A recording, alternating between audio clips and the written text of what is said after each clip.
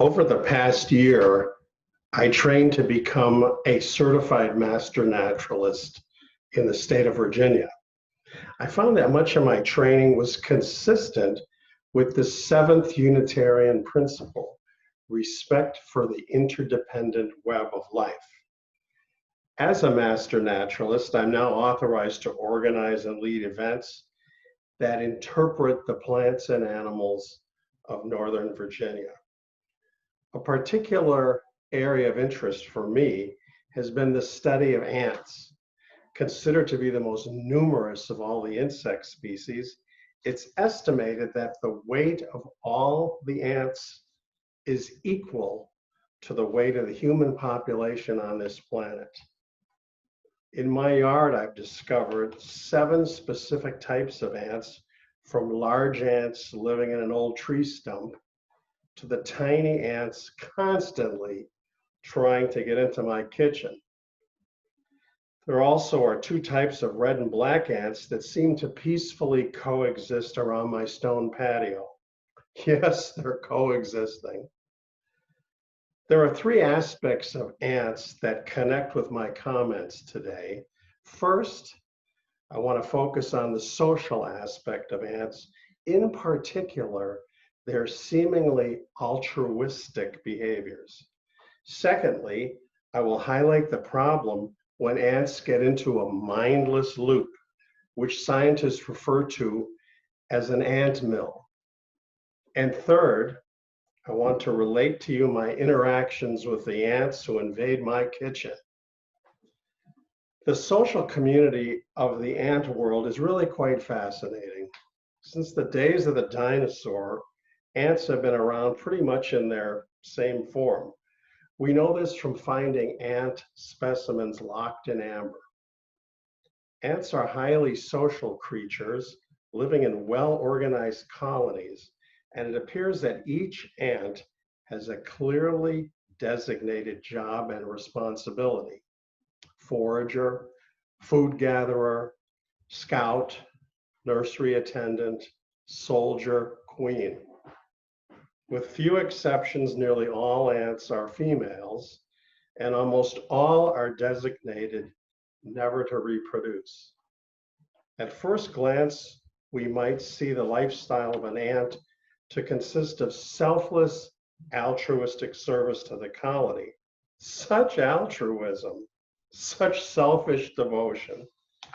Why did the ants seem to go down this altruistic path for the past 135 million years, while humans living in our present form for perhaps a few 100,000 years revel in wars, slavery, racism, bullying, and never-ending competition? Well, that's what we might think at first glance. However, truth be told, ant societies are not necessarily totally altruistic, and many types do have a rather aggressive side. More importantly, perhaps we must examine the nature of their altruism.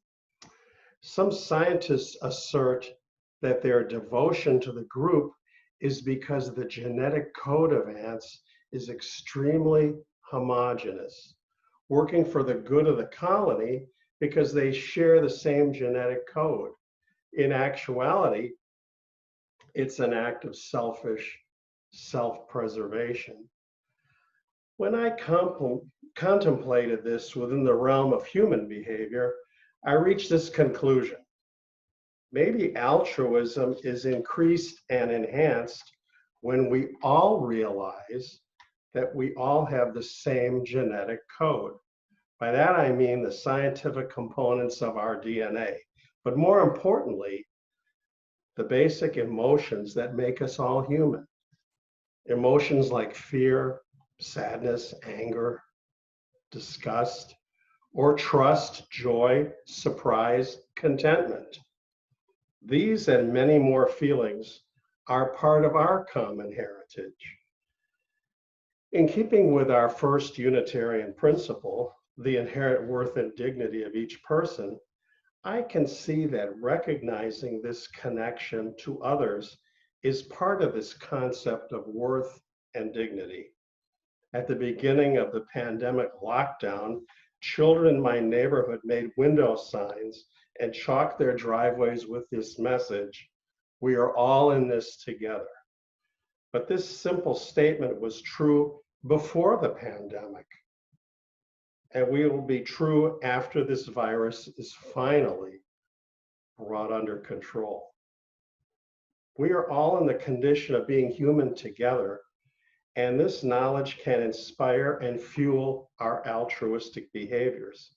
As H. Jackson Brown Jr. said, "Everyone you meet is afraid of something, loves something, and has lost something." While altruism is not explicit as one of our 7 principles, we of course do incorporate many altruistic behaviors in our faith. I was recently interviewed by the Wall Street Journal on the subject of altruism and blood donations. And in the course of that conversation with the reporter, I was able to proudly share the many times this church was a leader in the important collection of blood for medical treatments. As I said earlier, my second point regarding the behavior of ants is to examine the way they follow the paths of their particular colony. Studies have shown that the scout ants deposit a powerful chemical scent, a pheromone trail that marks the highway for other ants to follow. The army ant of the rainforest is an interesting example of this. Blind from birth, they forage in darkness and only have these chemical trails to follow. What is particularly fascinating to me is that sometimes the trail path will get looped back onto itself in what's known as an ant mill. And the ants will move around and around in this circle for days following the same chemical scent path, even climbing over one another until they die. When this is happening, the colony can only be saved if a few get out of the circle and head off to establish a new nest.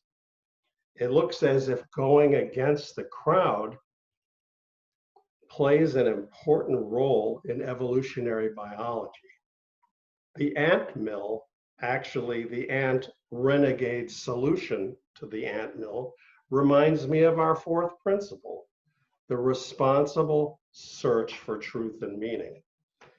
In my different ideologies, religious, political, family-based, I ponder how much I'm moving blindly in a circle and wonder when it is my duty to break out of that circle and find my own path.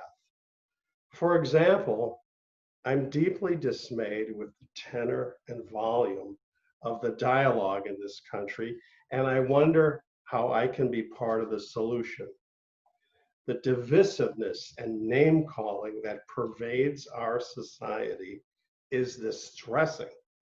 Legitimate efforts to call attention to instances of police brutality now have become part of a larger, almost uncontrolled frenzy to cleanse society for once and for all of each and every and all offensive and triggering statues, images, even words.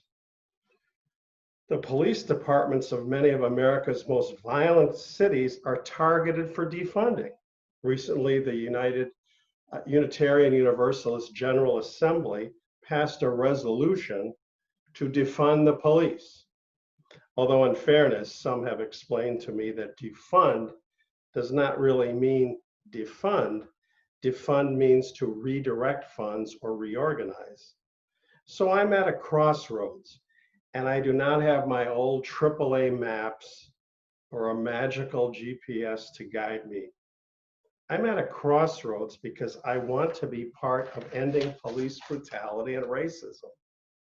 I want to create a better government and a much improved justice system but I don't know if I can stay on the path that many other people are on. I can't support truly defunding the police, and I'm saddened when stores are burned to the ground. I'm fearful when a federal courthouse is attacked night after night and targeted for destruction. I don't have the answers, but I have questions as I search for the truth. Do I need to stand up for nonviolence? Do I need to leave the ant mill and become a voice for balance? Is it time to get back to a reasoned search for truth? And now my third point, my ongoing interactions with the ants in my kitchen. We Unitarians preach the need to respect the interdependent web of all existence of which we are a part. But does this translate into coexistence with ants in the cupboard? We're called to a higher order to promote the inherent worth and dignity of all, and to welcome and accept one another. We produce and proudly post banners, "Hate has no home here." However, I must confess to this, when it comes to my kitchen, hate has a home, as I have occasionally plotted the demise of the ants. Yet, as I thought through this more, I wondered about the ants' perspective. I had my emotions, annoyance, anger, disgust. I wanted the ants to be gone. And now I can imagine an ant's perspective, joy at finding crumbs of food, surprise at the sheer variety, and then a response to my initiation of battle, their own fear and perhaps anger. I realized I'd been in an echo chamber, always seeing my kitchen battle from my point of view. This is sadly a common way of human existence. It is difficult to remain committed to a responsible search for truth when we insulate ourselves in a safe harbor of only like-minded people, in an echo chamber of news only from NPR or the Washington Post. Are there other legitimate points of view? Do we welcome the transsexual, but not the Republican or fiscal or social conservative? How many different points of view can we embrace? I've heard some people use the term Republican as if it was a serious, incurable, communicative disease. Maybe you're sitting at home thinking, well, it is. But with this view, hate does seem to be a bit comfortable and within our own home. Equally problematic are those who despise today's Democrats. Again, looking at words that matter, because they will associate the history of the Democratic Party with past efforts to protect slavery, to promote Jim Crow, to rationalize school segregation, and even have members of the KKK in their leadership. Does this mean that name needs to go too? On both sides, there's a need for open-mindedness to political party affiliations. A few years ago, I learned a new way to take a trip to the ICU. With this particular trip, there will thankfully be no need for a respirator or your health insurance card. What do I mean ICU? Well, the ICU stands for interest, curiosity, and understanding. Can you listen? Can you listen with interest? I know for myself and sometimes for others, It's darn hard to listen to someone go on and on and on when you believe they're clearly wrong, ignorant, uninformed, or when you have the perfect comeback or withering wisecrack on the tip of your tongue. But can you take a breath and listen with interest? That's the I in ICU. Listen with interest. Beyond that search for truth, the truth is known by the other person. Listen with interest in that person's common humanity. Then listen with curiosity. That's the C. I'm curious. Why do you want to defund the police? Why have you chosen to give up eating meat? Be curious enough to take the time to try to know more. Then comes the U, understanding, the understanding. Now, please do not turn away and tell me you could never listen with interest and curiosity to an NRA member, a born-again Christian, or a right-to-lifer. Understanding doesn't mean agreement with every position that is stated. It simply means that you're trying to understand why someone has articulated a particular point of view. It's merely an effort to respect that someone could possibly have a different point of view than you hold. Try asking some non-confrontational questions to clarify what they're saying. Why do you say that? What do you mean? Is your opinion coming from personal experience? For example, were you profiled? Were you the victim of a crime? Were you wrongly charged with a crime? Have you read something someplace? Listening and engaging with interest, curiosity, and understanding can be a tough skill to master. Stephen Covey, the communications guru, has suggested that most people do not listen with the intent to understand. They listen with the intent to reply.